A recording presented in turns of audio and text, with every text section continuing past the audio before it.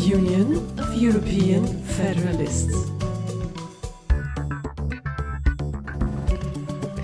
Hello and welcome to our assessment of this year's address on the state of the European Union by Commission President Ursula von der Leyen.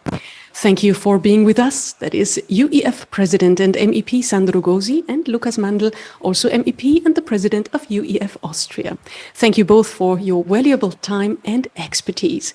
Before we start, let's take a step back to see the bigger picture of today's SOTEU, as it is called. In December 2019, the von der Leyen Commission set a new and quite ambitious course towards a greener, more digital and fairer European Union.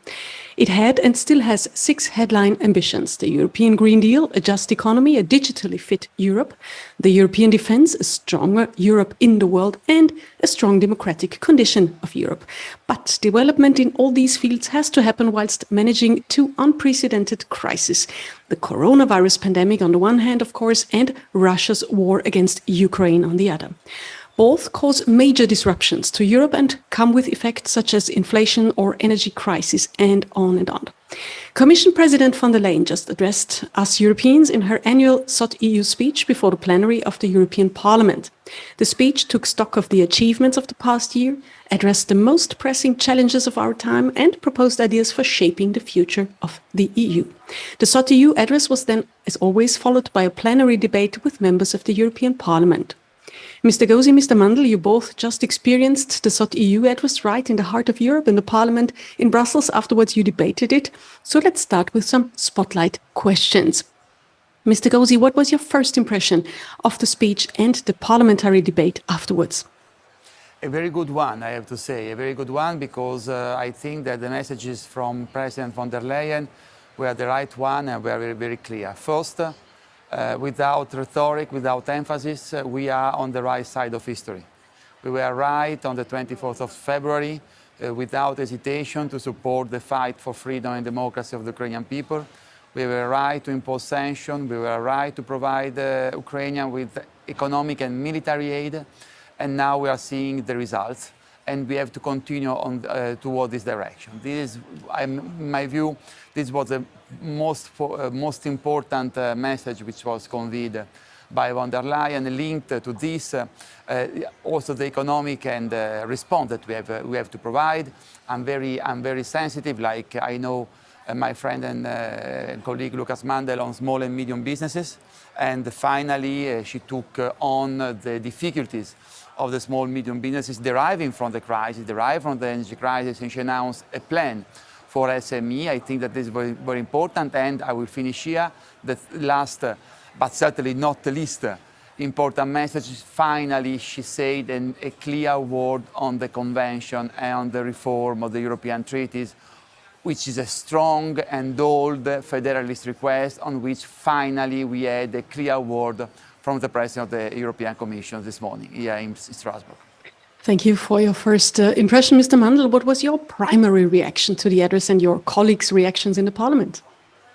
Thank you for having us, first of all. And you already gave an excellent overview of the topics that were raised by Ursula von der Leyen, and Sandro Gozi's interpretation and reaction is 100% shared also from my side.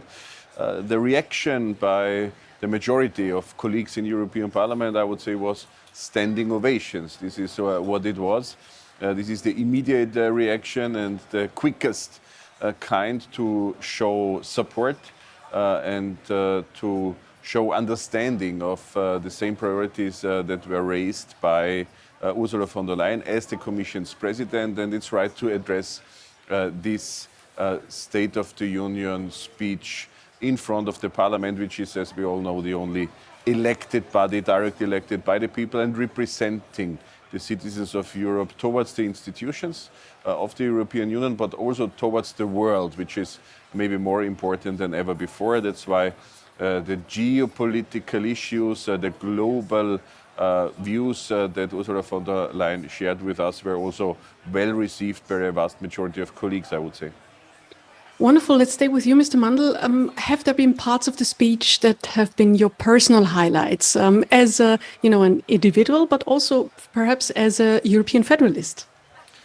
First of all, this is a parliament, and the expression of a parliament, of parliamentarism, also comes from speaking to each other, speaking in front of others, listening to others. This is what we do, and this is part of the solution, actually, as we can see all over the world. And this is why a speech and the concrete policies are not one and the same thing, but the speech also lives from clear signals. And one clear signal was, of course, that Olena Zelenska, the First Lady of Ukraine, was also in the room and was the guest of honor here in the European Parliament and present during the Commission's President's speech, which is a clear signal on many things also Sandro Gozi has already raised before.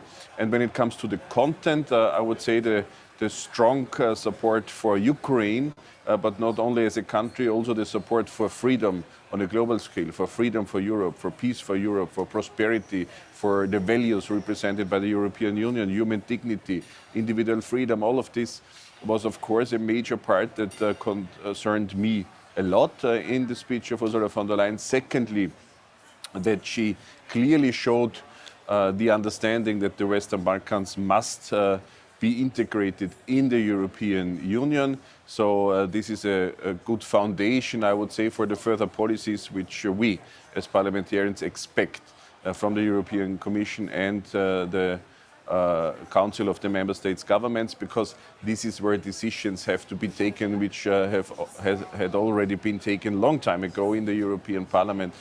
It's a question of the future of Europe itself. It's essential to include the Western Balkans, but also the Eastern Partnership, also Switzerland and UK with a different and more partnership-oriented approach in the future. And maybe the third thing I can share here is the merit order principle. The merit order system, Ursula von der Leyen literally has stated, is not fit for purpose anymore. And this is something I have clearly underlined in my parliamentary work already during the summer 2022 in order to disconnect the prices for gas and electricity. And this is something where quick action, a very quick action and speed is important to deal with inflation, especially in the field of electricity. And I'm happy about that, that the parliamentary work led to this clear statement by the very head of the European Commission. But I'm waiting for action, and I'm also pushing for action parliamentarily in order to see, hopefully, that the Commission will also deliver. Thank you. Mr. Gozi, you already mentioned the possibility of a European Convention process. It seemed that, of course, this is a topic close to your heart, and also as a Federalist, a major topic. What else would you say has been the biggest issue that was addressed for you personally and as a Federalist? I think that the emphasis she put on the fight for democracy, and a fight that, of course, starts within our own European Union. She mentioned the necessity to strengthen our fight against corruption, corruption of our democracies, corruption of public life within the European Union. She emphasized the need to promote and to sanction, to promote the rule of law and to sanction the violation of rule of law. And she was also pretty clear about the Polish case, and I think that also that was a clear language that was very much needed. And at the same time, this is necessary because we want also to promote democracy on the global scale. And it is clear that if you don't tidy up your house, you cannot go around the city telling other people what they should do. First, you tidy up your house, and if your house is clean and in order, you are more credible to go around in the city, to go around at global level, to promote, to defend and promote democracy. And I think that the idea, I think that when we have to reinvent a global order, because after all, the global order or the global disorder which came out of the fall of the Berlin Wall is also over after the Ukraine war. And in this work that we have to do together, and in which the European Union must play a key role, the issue of democracy, the issue of sharing values must be essential. We have to promote an alliance of democracies. at a global level. We have to intensify our cooperation in trade, in the ecological transition, in the digital transition, especially with democratic countries, democratic powers, because this is the fight, and this is also a federalist fight that we have to promote all over the world. I think that also from this perspective, and that was also a sort of, a reminding also of the proposal of President Joe Biden of the United States of America when last year organized the first summit of democracies at global level. I think that it was a first attempt. There is a lot of things to do, but looking at the imperial stances of Russia, looking at the growingly worrying attitude of China, just to mention the two most serious cases, we as Europeans, we must promote a new alliance for democracy at global level. And I think that after all, this is also what it is in the very deep nature of the federalism. We federalists, we have never thought only to a federal Europe. We have always thought that federalism also at global level. And I think that this fight for democracy at global level go towards the right direction, also looking at what our UEF, our organization, stands for. Thank you so much, Mr. Mandl. Talking about the importance of civic engagement, a big topic was the democratic resilience, as we talked about right now already. Where do you see the results of the Conference of the Future of Europe coming into play? Is there some justified hope for a further development of the structures of the European Union towards more integration, or do you see perhaps other steps that will be taken? Ursula von der Leyen, in her State of the Union speech, clearly addressed that the convention will take place, and the convention is a clear outcome of the Conference on the Future of Europe. It could have been started already in the beginning of the mandate, also without the Conference on the Future of Europe. By the way, I want to be very frank and honest on that. But even now, the convention should take place, and I really hope that the convention will have courage to really reform the European Union in its structures. As Sandro Gozi has already stated, it's a federalist approach that we need a EU treaty. And it's also very clear when it comes to daily life and when it comes to the decision-taking processes which are not due to the challenges our time confronts us with, then we need a new EU treaty. We need a treaty reform. We have to overcome the principle of unanimity. And this is something that clearly, again, must be driven, obviously, and pushed forward by the Parliament, by people who really care for their continent, for Europe.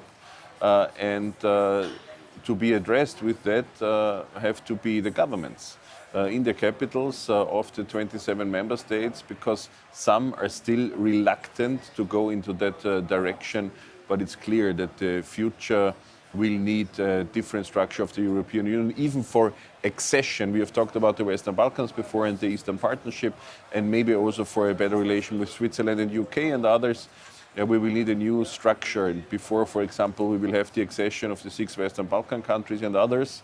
We will have to overcome the principle of unanimity, because it would be impossible to run the European Union in the future if it will be enlarged, and it will be essential that it will be enlarged for generations to come. But that means we have to put ourselves in a better shape. So what we usually, or what's at least in the Brussels bubble, so to speak, is usually expected and demanded from the Western Balkan countries to make reforms. That's clearly something the EU itself has also to do, to make reforms to be proper for integration and accession as soon as possible. Thank you. Mr. Gozi, let's stay with the topic of how to put the Conference of the Future of Europe results into practice. Where do you see the biggest obstacle for especially the UEF goals, like the European constitutional process, but also for the other demands that were put together in those measures? Well, there are many obstacles. There are many obstacles because there is a strong reluctance in the different capitals to really open the chapter for treaty reform, and also to really ensure a follow-up to the request of the conference when they concern the function of the institution or the function of the democracy or citizen participation. it is clear, it is disappointing, but there is a resistance. Think, for example, to the fact that there are some capitals who think that we should only try to enlarge the majority voting only within the existing treaty framework, what we call the passerelle clause. There are some articles of the treaty which allow to extend the majority voting in some issues in which today we vote by unanimity without modifying the treaty. Already the fact that some capitals are starting to send these signals, that means that they have a narrow approach to the convention. Whereas, I think that majority voting must become the absolute rule. And in order to have the majority voting as a rule, general rule, we must modify the treaty. There is no other way. And this already will be a first fight. It is a first obstacle, and it was the main demand, the first demand of European citizens. The fact that we want to provide the EU, we federalists, and also the citizens in the conference, with a real budget, European budget, federal budget, to develop a truly European common investment policy in a field of common interest. Ecological transition, digital, defense, because we cannot become a democratic power, a military power, without having a common defense policy. This is also require some revision of the treaty. And then there are other issues which are not linked to the treaty revision, but they are linked to the function of democracy that go hand in hand with some treaty revision, because if we want to become a European power, we have also to strengthen our democracy at the European level, things that have been demanded by the citizens, things against which there are strong reluctances and resistance in the capital. For example, the possibility of voting transnational lists, the possibility of voting directly in 2024 European political parties and European political movement, the proposal to double the democratic choice of the citizens, that we want them to vote not only national parties in the European election, but also voting directly European political parties. This is and the solution is transnational list. Strong requests made by the citizens, formal decision of the European Parliament, because we voted and we have for the first time in the European Parliament a majority in favor of a new electoral law, much more European, which gives the possibility to the citizens to vote directly, the European People's Party, the European Socialist Party, the Liberal parties, whatever they want. On this, there is a strong resistance. The citizens are asking for this. The European Parliament, in which the new member through the national list must be elected, not in the Council, in the Parliament. We have requested for this. The capitals try to ignore or to oppose, and this is another fight that we have to continue as federalist movement at national and European level.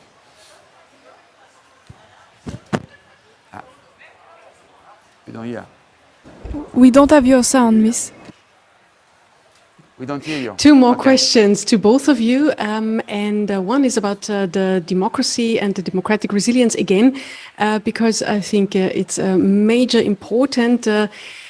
Where do you see at the moment the biggest challenge for the stable, democratic, resilient Europe today and in the near future, and what needs to be done first? Because we have so many burning issues being on stake, but where would you see the primary focus? Mr. Gozi, Mr. Mandl, please, same question. Whoever would like to start goes first. Please, Lukas. Thank you, Sandro. Thanks for the question. I couldn't agree more. We have so many issues on the table at the same time, and we are requested to deal with them at the same time, I would say. So democracy and democratic resilience is the thing you have asked for, and this is really, again, a foundation, an essential part of all our society, of our freedom, of our peace, of our wealth, of future opportunities for generations to come. So I guess the biggest threat against a true democratic system is division. Division which is sometimes triggered from outside. We conduct here in the European Parliament a special committee against foreign interference and disinformation. So conspiracy theories, hate speech, fake news are the elements that try to divide our societies. to crash our institutions, which are democratically legitimized. So to create a better understanding for democracy seems to be important. I guess in Germany there was a good example in advance to the Bundestag election, the last one, where the public broadcasters shared with gamification examples with not only young people, with all people, with as much people as possible, examples for the difference between fake news and real news in order to give people the opportunity to distinguish between the one and the other, and to create a better understanding of what is reliable. True journalistic content is reliable, which is research. This is reliable then, and something that just appears in some social media channel, which is not research and which is not from a journalistic source or from an expert or based on evidence and so on, it's maybe not reliable. And this is what we all have to develop in our own thinking and our understanding, not to be misled. So also to create strong discussions, strong debates in our societies, even about different opinions on many different issues, to have the atmosphere where this is possible, we have to fight disinformation, fake news, hate speech and so on. And this is part of the democratic condition. This is also raised by Ursula von der Leyen, beside other things which were not requested by you at that moment, but education and professional training and so on were also raised by Ursula von der Leyen, and I appreciate that very much in order to put people in the position to contribute to labor market, to economy and to wealth. Thank you. We are in our last minute. Mr. Gozi, you have the last word. What needs to be done, and perhaps what is your biggest wish for the greatest positive surprise that could happen in the next year? It's not a question of greatest positive surprise, the question of act. Now we have to do. We have to implement the speech of Ursula von der Leyen. We have to implement the conclusion of the conference on the future of Union. We have to implement the decision on the electoral law decided by the European Parliament, because we want to have a more effective Europe, a more powerful Europe, a more democratic Europe. And all this is possible if we simply do what we have said.